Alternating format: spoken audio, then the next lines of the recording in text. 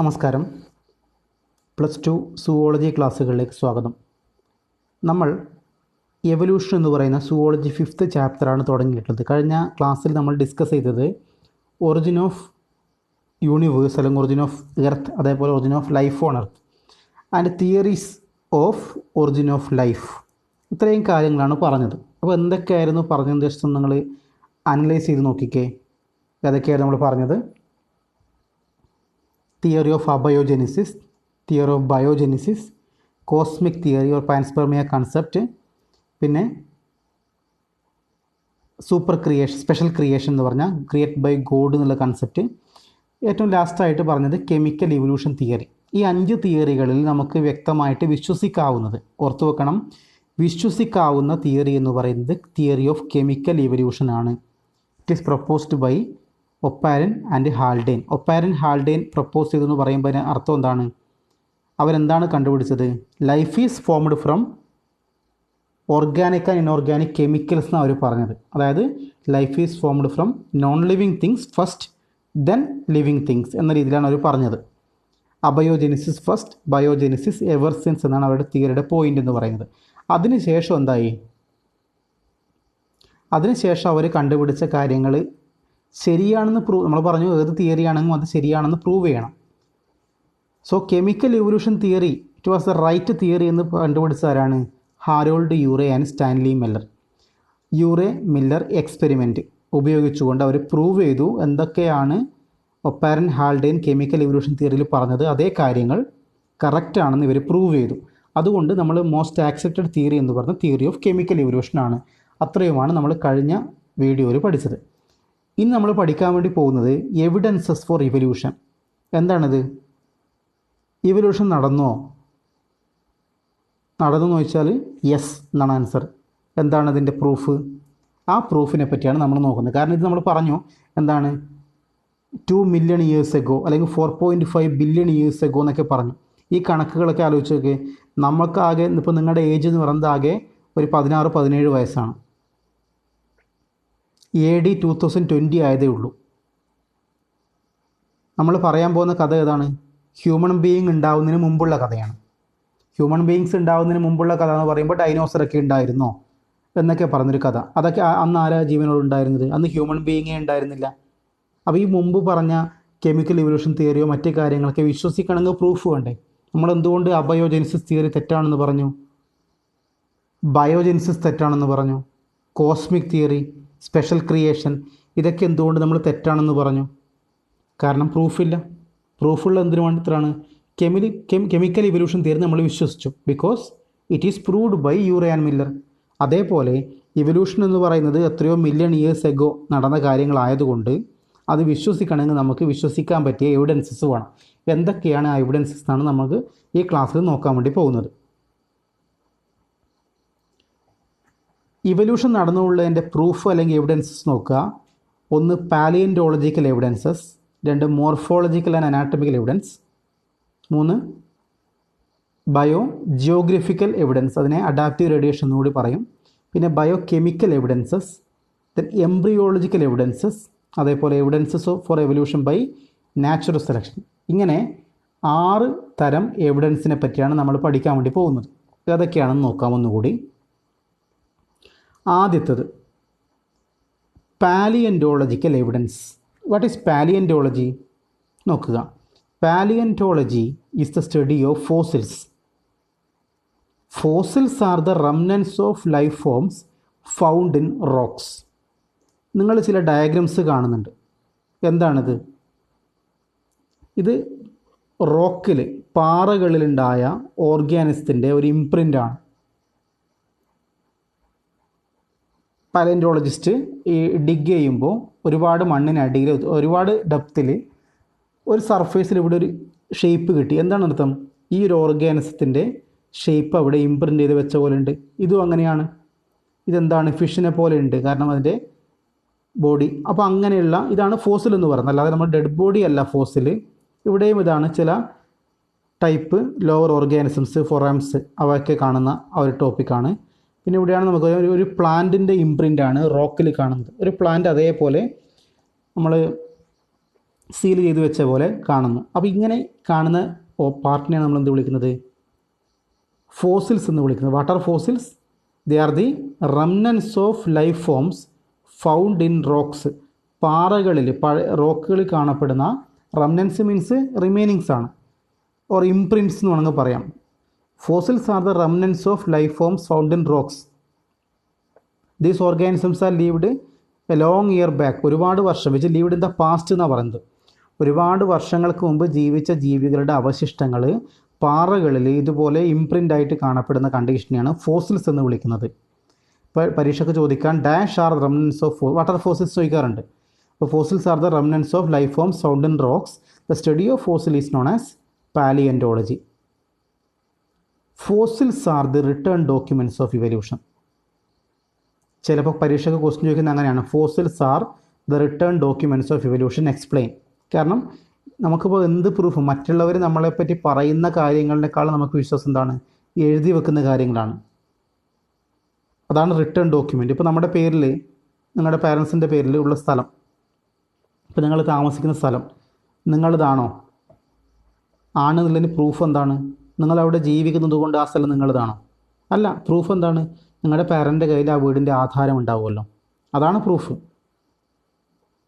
ഇപ്പോൾ നമ്മൾ ഒരു ഫോറിനർ അല്ലെങ്കിൽ ഒരു പക്ഷേ നമ്മൾ പുറമേ നിന്ന് വരുന്ന ഏതെങ്കിലും അന്യസംസ്ഥാന തൊഴിലാളികൾ നമ്മുടെ വീടിൻ്റെ അടുത്ത് താമസമാക്കി ഒരു ഇത് കെട്ടിയിട്ട് അവർ പറയുകയാണ് ആ വീടും ബാക്കിയെല്ലാം അവരതാണ്. എന്തെങ്കിലും പ്രൂഫ് ഉണ്ടോ? ഒരു പ്രൂഫും ഇല്ല. കാരണം ആ ലാൻഡിൻ്റെത് നിങ്ങളുടെ കയ്യിൽ രേഖ, ഡോക്യുമെൻറ്റ്, പേപ്പേഴ്സ് ഉള്ളത്. അപ്പോൾ എന്ത് കാര്യങ്ങളായാലും നമുക്ക് ഏറ്റവും ഇമ്പോർട്ടൻ്റ് എന്താണ്? Return documents. അതേപോലെ എവല്യൂഷൻ നടന്നു എന്നുള്ളതിന് ഏറ്റവും വ്യക്തമായിട്ടുള്ള റിട്ടേൺ ഡോക്യുമെൻറ്റ്സ് ആണെന്ത്? ഫോസിൽസ് എന്ന് പറയുന്നത്. എങ്ങനെയാണെന്ന് നമുക്ക് നോക്കാം.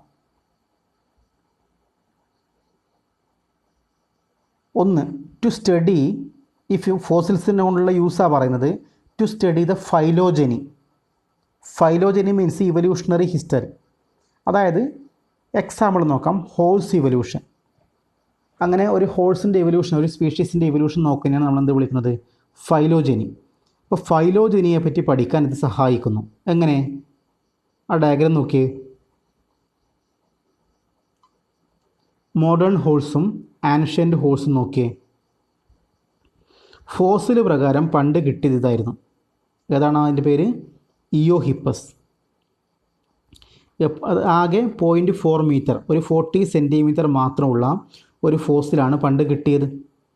60 million years ago. 1 million means 10 ലാക്കാണ്. അപ്പോൾ 60 മില്യൺ മീൻസ് 600 ലാക്ക്, 6 ക്രോർ അല്ലേ? അത്രയും വർഷങ്ങൾക്ക് മുമ്പ് ഉണ്ടായ ജീവികൾ അങ്ങനെയായിരുന്നു. അവയുടെ സയൻറ്റിഫിക് നെയിം കൊടുത്തത് ഇയോഹിപ്പസ് എന്നാണ്. അവിടെ കാലുകളൊക്കെ നോക്കിയേ. ലെഫ്റ്റ് സൈഡിൽ കൊടുത്ത ബോൺസ് നമ്മൾ ക്യാറ്റിനെയൊക്കെ പോലെയുള്ള 4 ഫിംഗേഴ്സ് കാണുന്നുണ്ട്.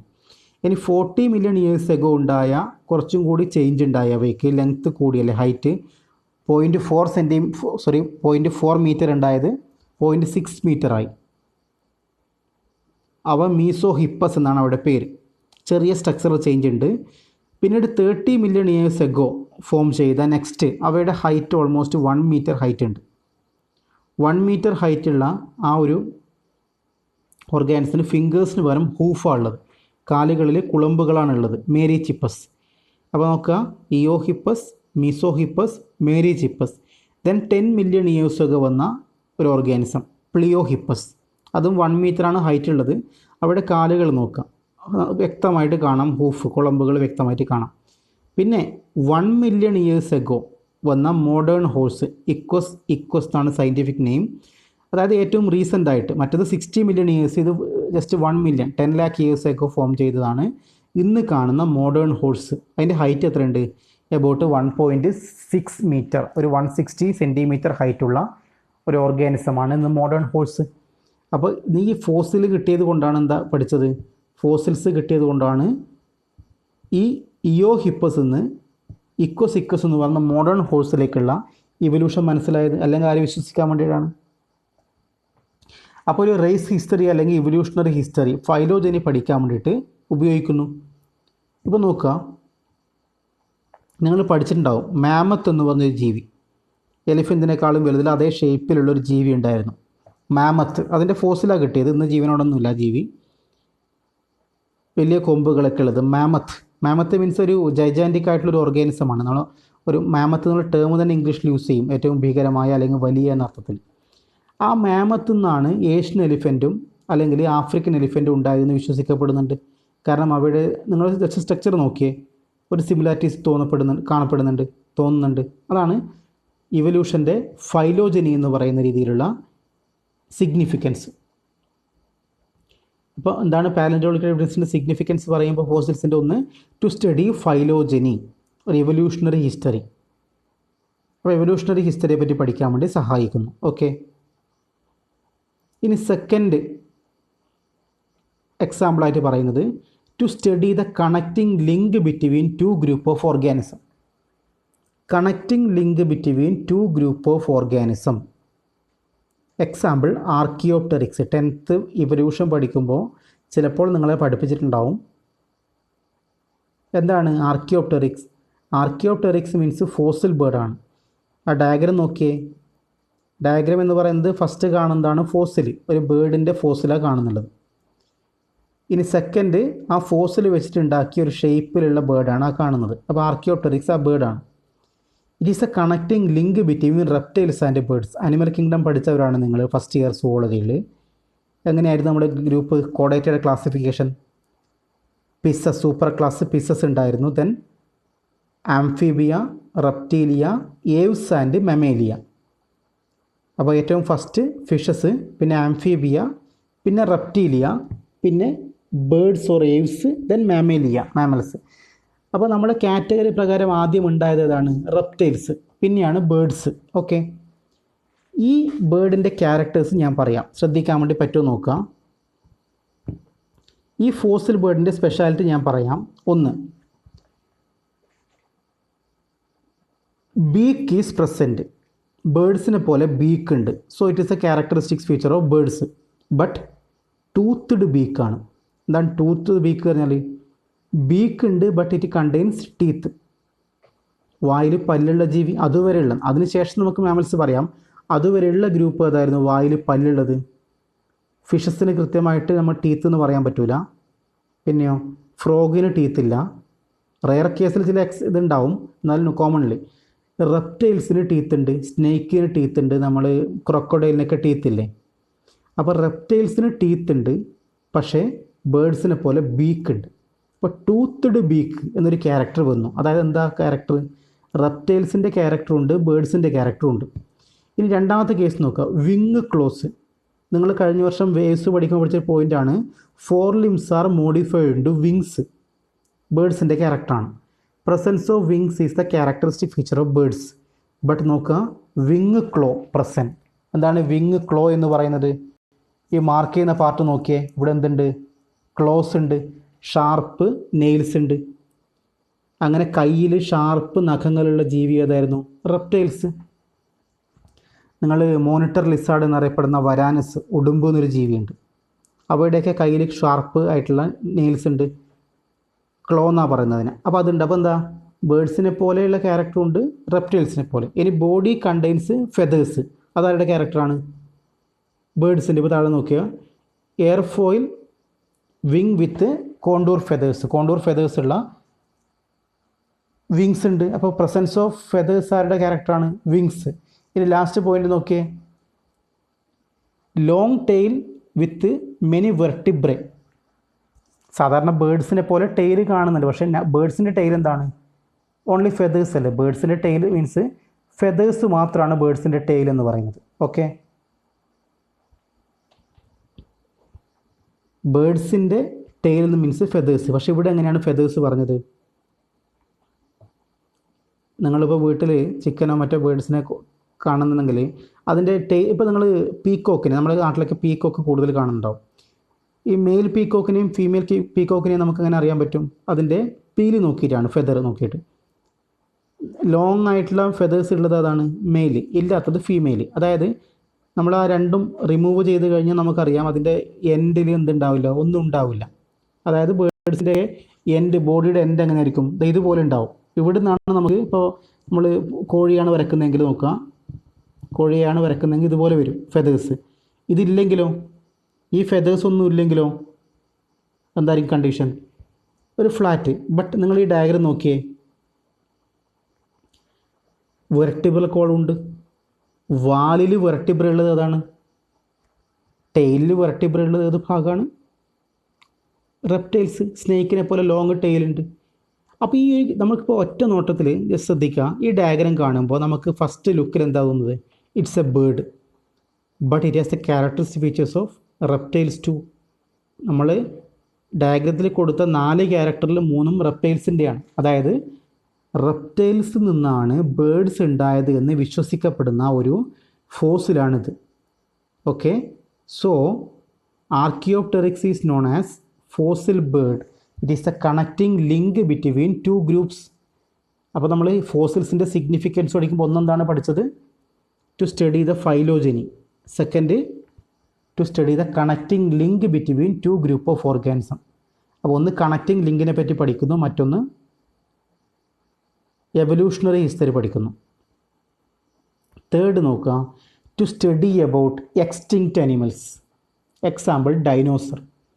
ഈ റൈറ്റ് സൈഡിൽ കാണുന്ന പിക്ചർ നിങ്ങൾ കണ്ടിട്ടുണ്ടോ? ഉണ്ടാവും അല്ലേ? ഡൈനോസർ എന്ന രീതിയിൽ നിങ്ങൾ ചിത്രം കണ്ടിട്ടുണ്ടാവും. ചിലപ്പോൾ ജുറാസിക് പാർക്ക് സിനിമയും കണ്ടിട്ടുണ്ടാവും. ഡൈനോസറിനെ പറ്റി നമുക്ക് എങ്ങനെ മനസ്സിലാക്കാൻ പറ്റിയത്? ഡൈനോസറിൻ്റെ ഫോസിൽ കിട്ടി.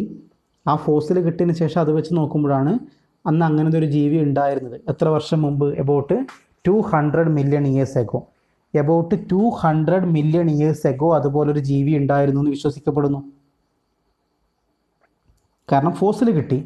അപ്പോൾ ഫോസിൽ കിട്ടിയതുകൊണ്ട് എക്സ്റ്റിങ്ക്റ്റ് അനിമൽസിനെ പറ്റി മനസ്സിലാക്കാൻ പറ്റി.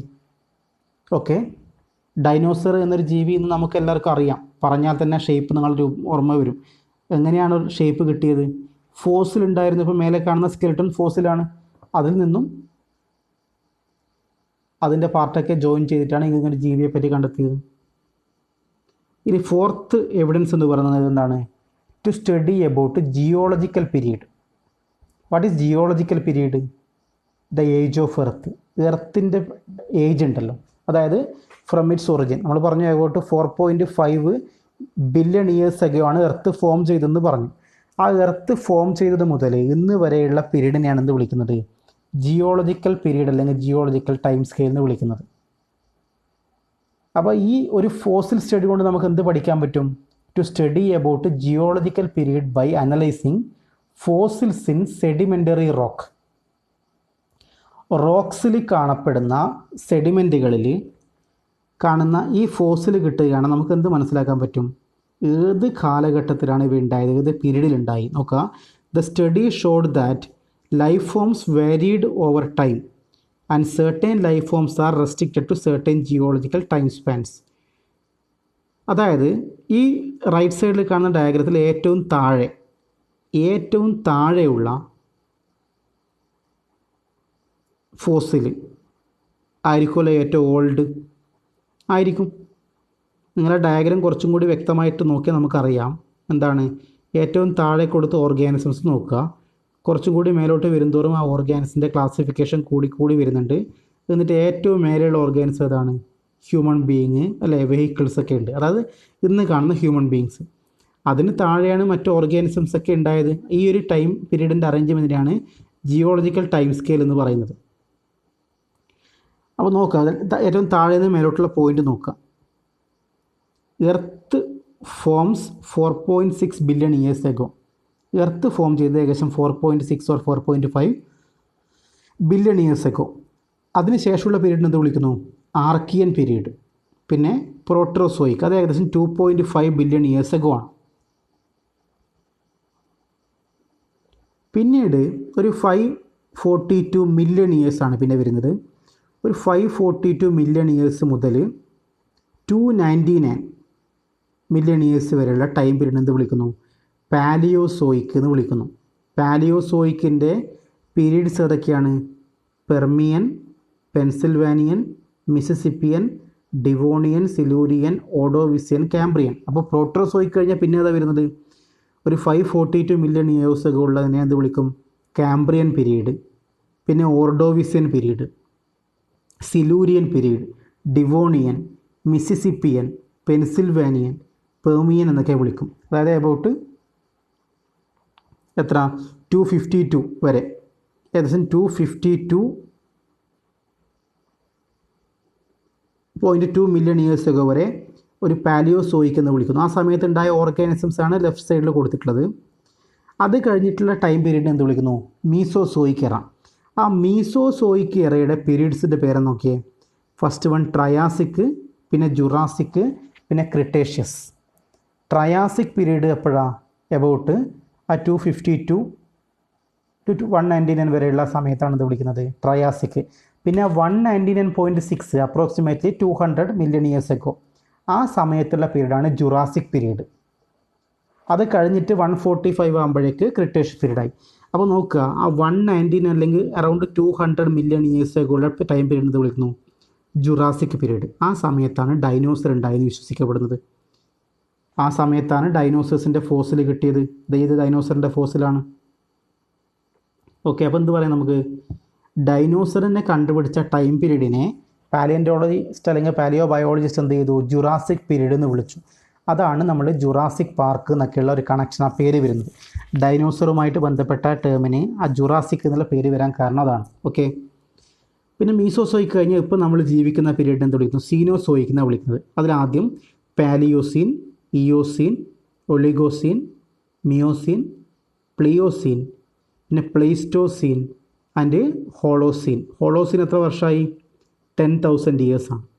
ഏറ്റവും ന്യൂ ആയിട്ട് ഏറ്റവും ലാസ്റ്റ് കാണുന്നത് ഹോളോസീൻ, മോഡേൺ ഹ്യൂമൻ ബീയിങ് ഒക്കെ ഉണ്ടായിട്ട് ഏകദേശം 10,000 ഇയേഴ്സായി. അതിൽ നമ്മുടെ AD 2020, നിങ്ങളുടെ ഏജ് വെറും 15 or 16, 17 ഇയേഴ്സ്. ഓക്കെ, അതാണ് സംഭവം. അപ്പോൾ ഈ ഒരു ടൈം അറേഞ്ച്മെൻറ്റിനെയാണ് ജിയോളജിക്കൽ പീരീഡ് അല്ലെങ്കിൽ ജിയോളജിക്കൽ ടൈം സ്കെയിൽ എന്ന് പറയുന്നത്. ഫോസിൽ കിട്ടിയത് കൊണ്ടാണ് ഇതൊക്കെ. നമ്മളിപ്പോൾ ഈ ഡയഗ്രാം പറഞ്ഞില്ലേ, എല്ലാം ഫോസിലിനെ കൊണ്ടാണ് ഇത്രയും സാധിച്ചത്. അപ്പോൾ ഫോസിൽസ് ഉണ്ടെങ്കിൽ ഇതിനെപ്പറ്റിയൊക്കെ വ്യക്തമായിട്ട് പഠിക്കാൻ വേണ്ടി സാധിക്കും. ഓക്കെ, അപ്പോൾ അതാണ് എന്ത് പറയുന്നത്, ഫോസിലിനെ കൊണ്ടുള്ള യൂസ് പറയുന്നത്. Evidences of evolution, evidence for ഇവല്യൂഷനിൽ പാലിയോന്റോളജിക്കൽ എവിഡൻസിൽ 4 ഇമ്പോർട്ടൻറ്റ് പോയിൻ്റ് ഉള്ളത്. ഫസ്റ്റ് വൺ എന്താണ്? To study phylogeny. എന്താണ് ഫൈലോജനി? മീൻസ് ഹോൾസ് ഇവല്യൂഷനെ പറ്റിയിട്ട്. പിന്നെ study the connecting link between 2 group archaeopteryx എന്ന് പറഞ്ഞ ഫോസിൽ ബേർഡ്, റെപ്റ്റൈലിൻ്റെയും ബേർഡ്സിൻ്റെയും ക്യാരക്ടർ ഉണ്ട്. പിന്നെ to study about extinct animals, ഡൈനോസറിനെ പറ്റിയിട്ട്. പിന്നെ സ്റ്റഡി അബൌട്ട് ജിയോളജിക്കൽ പീരീഡ്. ഈ ഡിഫറെൻറ്റ് റോക്ക് ലെയേഴ്സ് ഐഡൻറ്റിഫൈ ചെയ്യുമ്പോൾ ജിയോളജിക്കൽ പീരീഡിനെ പറ്റി കൃത്യമായിട്ട് കിട്ടും. അങ്ങനെയും മനസ്സിലാക്കുന്നുണ്ട്. ഓക്കെ,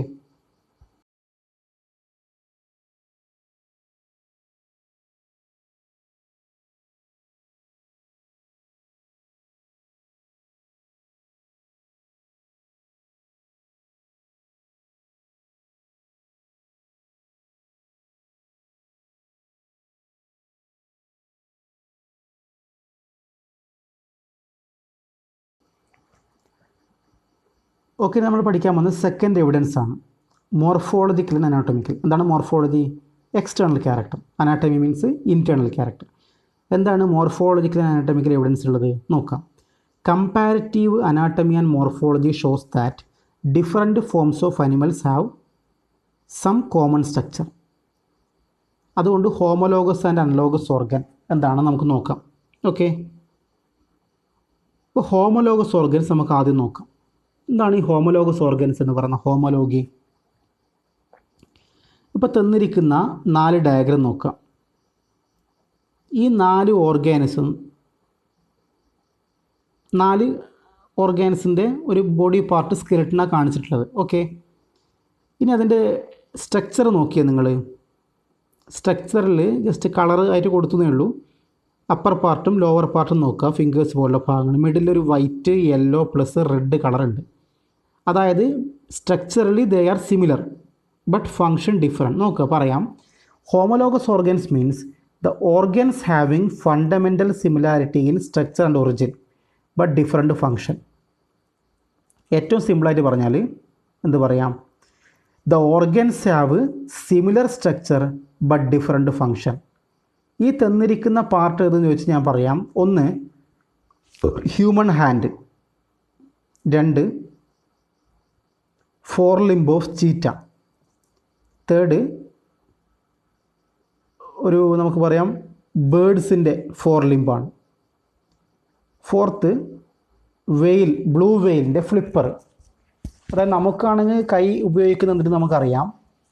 ചീറ്റ ഒക്കെ ആണെങ്കിൽ റണ്ണിങ്ങിന് ഉപയോഗിക്കുന്നു. ബേഡ്സ് ആണെങ്കിൽ ഓടാൻ വേണ്ടിയിട്ട്. ബേഡ്സിൻ്റെ ഫോർ ലിംബ് മീൻസ് എന്താണ് സംഭവം? ബേഡ്സിൻ്റെ ഫോർ ലിംബിൻ്റെ പേരെന്താണ്? വിങ്സ്, ഫ്ലൈറ്റിന് വേണ്ടി ഹെൽപ്പ് ചെയ്യുന്നു. ഇനി ബ്ലൂ വെയിലിൻ്റെ ഫ്ലിപ്പർ എന്തിനാണ്? സ്വിമ്മിങ്ങിന് വേണ്ടി ഉപയോഗിക്കുന്നു. 4 ഫങ്ഷൻ. ബട്ട് സ്ട്രക്ചറലി എന്താണ്? എക്സാക്റ്റ് സെയിം അല്ല, പക്ഷേ ദേ ആർ സ്ട്രക്ചറലി സിമിലർ. അപ്പോൾ ദീസ് ഓർഗൻസിൻ്റെ സ്പെഷ്യാലിറ്റി നോക്കുക. Those organs that have same structure but different function, they are called homologous organ, and that phenomenon is called homology. നോക്കാം നമുക്ക് example.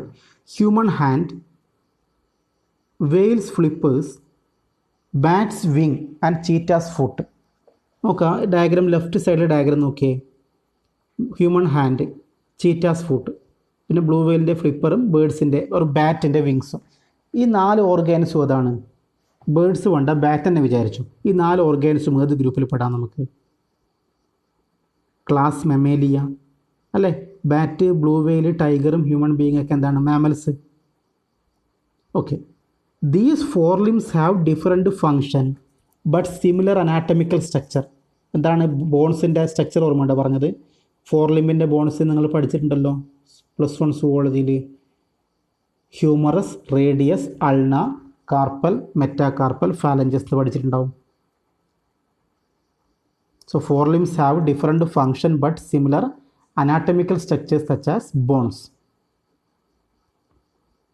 അത് ഇതിൽ കൂടി കാണുന്നുണ്ട്. Homology is also scene in heart, brain etcetera. അതായത് വെർട്ടിബ്രേറ്റിൻ്റെ heart എടുത്ത് നോക്കിയേ, ഫ്രോഗ്, പിന്നെ ആംഫീബിയ, റെപ്റ്റീലിയ, ബേഡ്സ്, മാമൽസിനും കാണുമ്പോൾ ഓൾമോസ്റ്റ് സെയിം സ്ട്രക്ചർ അല്ലേ? കാണുമ്പോൾ ഒരേപോലെ ഉണ്ട്. ഫങ്ഷൻസ് ഓരോന്നിനും ഓരോ ബോഡിക്ക് അതിൽ മാറ്റം ഉണ്ടാവും.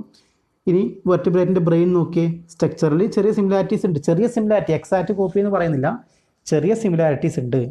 ഓക്കെ. അപ്പോൾ എന്താണ് ഇതൊരു പറയുന്ന കാര്യം? They have the common ancestor. എല്ലാ മാമൽസും ഒരു ജീവിയിൽ നിന്നുണ്ടായി എന്നല്ല വിശ്വസിക്കപ്പെടുന്നത് അല്ലേ? എല്ലാ ലിവിങ് ഓർഗാനിസംസും they are formed from the same type of organisms എന്നാണ് പറയുന്നത്. അപ്പോൾ ആ ഒരു ഇത് വെച്ച് നമുക്ക് എന്ത് പറയാൻ പറ്റും? ദേ ഹാവ് ദ കോമൺ ആൻസിസ്റ്റർ. ഒരു കോമൺ ആൻസിസ്റ്ററിന് കുറേ എണ്ണം ഹ്യൂമൻ ബീയിങ് ആയിട്ട് മാറി, കുറേ ചീറ്റ, ദെൻ വെയിൽ, ബാറ്റ്. ബട്ട് ഏറ്റവും ഇമ്പോർട്ടൻ്റ് എന്താ പോയിൻറ്റ് മനസ്സിലാക്കേണ്ടത് എന്താണ്? It takes time. 1-2 വർഷം കൊണ്ടോ 100 വർഷം കൊണ്ടല്ല, മില്യൺസ് ഓഫ് ഇയേഴ്സ് ടൈം എടുത്തിട്ടാണ് ആ ചേഞ്ച് ഉണ്ടാവുന്നത്. അതാണ് വിശ്വസിക്കാൻ വേണ്ടത്. ഇനി ബേഡ്സിൻ്റെ കേസിൽ ഹോമോലോഗി നോക്കിയ എക്സാമ്പിൾസ് പരീക്ഷയ്ക്ക് ചോദിക്കുന്ന ബേഡ്സിൻ്റെ എക്സാമ്പിളാണ്. ബോഗൺവില്ലയുടെ സ്പൈൻ കണ്ടില്ലേ, മുള്ള്. അതേപോലെ കുക്കുർബിറ്റയുടെ ടെൻഡ്രിൽസും രണ്ടും ഓൾമോസ്റ്റ് സെയിം ആണ് വരുന്നത് അല്ലെ? ലീഫിൻ്റെ മേലെ നിന്ന് സ്റ്റാർട്ട് ചെയ്യുന്നു. ബോഗൺവില്ലയിൽ എന്താണ് ഫങ്ഷൻ?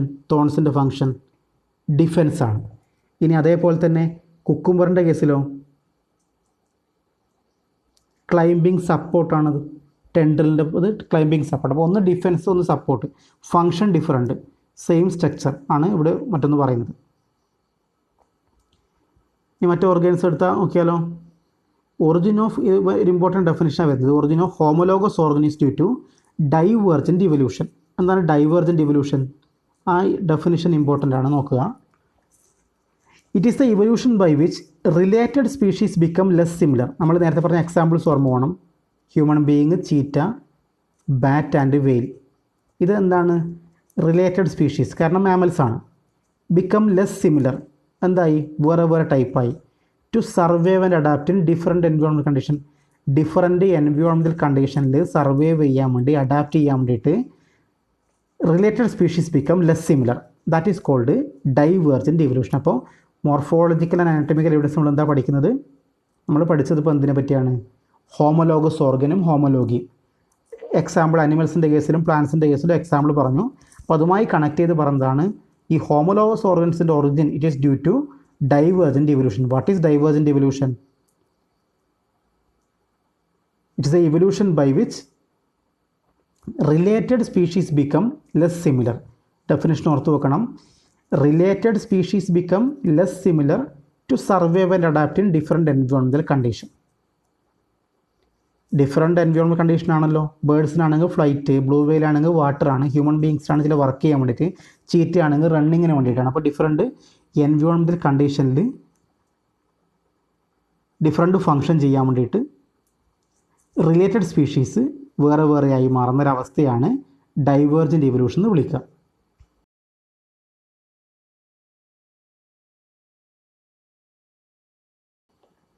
ഇത്രയുമാണ് നമ്മളെന്താ ഹോമോലോഗസ് ഓർഗൻസിനെ പറ്റി പറയുന്നത്. ഇനി നമുക്ക് പഠിക്കാനുള്ള എന്താണ് അനലോഗസ് ഓർഗൻസ്. എന്താണ് ഈ അനലോഗസ് ഓർഗൻസ്? നേരെ ഓപ്പോസിറ്റ് ആയിരിക്കും. അപ്പോൾ അതും കൂടി പറയാം നമുക്ക് ഈ ടോപ്പിക്കിൻ്റെ കൂടെ. എന്താണ് അനലോഗസ് ഓർഗൻസ്? ദ ഓർഗൻസ് നേരെ ഓപ്പോസിറ്റ് ആണ്. The organs having similar function but different structure. നേരത്തെ എന്തായിരുന്നു? Similar structure but different function. ഇവിടെ എന്താണ്? Similar function but different structure. ഇപ്പോൾ ഡയഗ്രാം നോക്കിയേ. ബേഡ്സിൻ്റെ വിങ്സും ഇൻസെക്റ്റ് ബട്ടർഫ്ലൈയുടെ വിങ്സും സ്ട്രക്ചറിൽ ഡിഫറെൻ്റ് ആണ് അല്ലേ? ബേഡ്സിന് ബാറ്റിനൊക്കെ ആണെങ്കിൽ എന്തുണ്ട്? മസിൽസ് ഉണ്ട്, അതേപോലെ തന്നെ ബോൺസ് ഒക്കെ ഉണ്ട്. നമ്മുടെ ഇൻസെക്റ്റിൻ്റെ കേസിലോ ബോൺസ് ഒന്നുമില്ല. ഓക്കെ, ബട്ട് ഫങ്ഷൻ സെയിം അല്ലേ? ഫ്ലൈറ്റ്. ഇനിയിപ്പം കാണുന്ന ഡയഗ്രാം ഓക്കെ, ഒന്ന് ഡോൾഫിനും പെൻഗ്വിനും. ഡോൾഫിൻ എന്ന് പറയുന്നത് ഫിഷിൻ്റെ കേസിൽ വരുന്നതാണ്, പെൻഗ്വിൻ ബേർഡാണ്. രണ്ടിൻ്റെയും ഫ്ലിപ്പറിൻ്റെ ഫങ്ഷൻ എന്താണ്? സ്വിമ്മിങ്. അപ്പോൾ സ്ട്രക്ചറലി ഡിഫറൻറ്റ്, ഫങ്ഷണലി സെയിം. അപ്പോൾ സെയിം ഫങ്ഷൻ ഡിഫറൻറ്റ് സ്ട്രക്ചർ ആണെങ്കിൽ analogous, same structure different function ആണെങ്കിൽ ഹോമോലോഗസ്. അതിന് എക്സാമ്പിൾ നോക്കിയാൽ ഇവിടെ ഇപ്പോൾ വിങ്സ് ഓഫ് ഇൻസെക്റ്റും വിങ്സ് ഓഫ് ബേർഡും ഒരു എക്സാമ്പിൾ പറയാം. ഫങ്ഷൻ സെയിം ആണ്. ഇപ്പോൾ എക്സാമ്പിൾ നോക്കുക, വിങ്സ് ഓഫ് ഇൻസെക്റ്റും വിങ്സ് ഓഫ് ബേർഡ്സും. ഇനി മറ്റോ എക്സാമ്പിൾ ചോദിച്ചാൽ ഐസ് ഓഫ് ഒക്ടോപ്പസ്. ഒക്ടോപ്പസിൻ്റെ ഐയും ഹ്യൂമൺ ഐയും നോക്കിയ ഡയഗ്രാം ഓൾമോസ്റ്റ് സിമിലർ ആണ് അല്ലേ? ആണ്. അപ്പോൾ function same, form structure different ആയിട്ടുള്ളതാണ് ഒക്ടോപ്പസിൻ്റെ ഐ. ഇനി മറ്റേ എക്സാമ്പിൾ നോക്കിയാൽ flipper of penguin and dolphin. അതും ഫങ്ഷൻ സെയിം, സ്ട്രക്ചറലി ഡിഫറൻ്റ് ആണ് അവയുടെ കേസിൽ. ഇനി ബേർഡ്സിൻ്റെ കേസിൽ ടിപ്പിക്കൽ എക്സാമ്പിൾ നോക്കിയേ, സ്വീറ്റ് പൊട്ടാറ്റോ ആൻഡ് പൊട്ടാറ്റോ. രണ്ടിൻ്റെയും ഫങ്ഷൻ എന്താണ്? സ്റ്റോറേജ് അല്ല? Sweet potato and potato function storage. But sweet പൊട്ടാറ്റോയുടെ കേസിൽ ഏതാ ഭാഗം? റൂട്ട്. പൊട്ടാറ്റോയുടെ കേസിൽ സ്റ്റെം ആണെന്ന് നിങ്ങൾ ബോട്ടണിയിൽ പഠിച്ചിട്ടുണ്ട്. അപ്പോൾ different structure and origin, same function. അങ്ങനെ പൊട്ടാറ്റോ, സ്വീറ്റ് പൊട്ടാറ്റോ എക്സാമ്പിൾ വരും.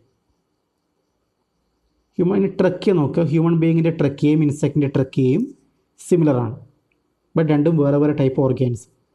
ഒറിജിനും സ്ട്രക്ചറും ഡിഫറൻറ്റ് ബട്ട് സെയിം ഫങ്ഷൻ, അങ്ങനെയാണ് അതിന് പറയുക. നമ്മൾ കൺവേർജൻ്റ് ഇവല്യൂഷൻ, നേരത്തെ അവിടെ പറഞ്ഞ ഡൈവേർജൻ്റ് ഇവല്യൂഷൻ പറഞ്ഞ ഇവിടെ കൺവേർജൻ്റ് നോക്കാം. Origin of analogous organs called due to convergent evolution. നേരത്തെ പറഞ്ഞ അതേ ഡെഫിനിഷനുമായിട്ട് കണക്ട് ചെയ്യാൻ പറ്റും. എന്തായിരുന്നു ഡൈവേർജൻ്റ്? ആ യെല്ലോ ലൈനിൽ കൊടുത്ത കാര്യങ്ങൾ നോക്കാം. എന്നിട്ട് ഞാൻ ഡൈവേർജൻ്റ് പറഞ്ഞൊന്ന് ആലോചിച്ച് നോക്കേ. Related species become less similar to survive and adapt in different environment condition ആയിരുന്നു ഡൈവേർജൻ്റ്. ഇവിടെ അങ്ങനെ പറയാം, unrelated species become more similar. കാരണം ബേർഡ്സും ഇൻസെക്റ്റും അൺറിലേറ്റഡ് സ്പീഷീസാണ്. അവ ഒരേപോലെ ഉണ്ട്. എന്തിനാണ്? സിമിലർ കണ്ടീഷനിൽ ജീവിക്കാൻ വേണ്ടിയിട്ട്. അപ്പോൾ അതാണ് വ്യത്യാസം. ഡിഫറെൻ്റ് എക്സാമ്പിളൊക്കെ നോക്കുക. ഒന്നുകൂടി ശ്രദ്ധിക്കുക. Those organs that have similar structure and origin but different function are called homologous organ. Similar ഫങ്ഷനും ഡിഫറെൻറ്റ് സ്ട്രക്ചറും ആണെങ്കിൽ അനലോഗസ് ഓർഗൻ. ഹോമോലോഗസുമായിട്ട് കണക്ട് ചെയ്യുന്ന ഡൈവേർജൻ്റ് ഇവല്യൂഷൻ. അതിൽ പറഞ്ഞതാണ് related species become less similar to survive and adapt in different environment condition. ഇനി convergence എന്താ പറയുന്നത്?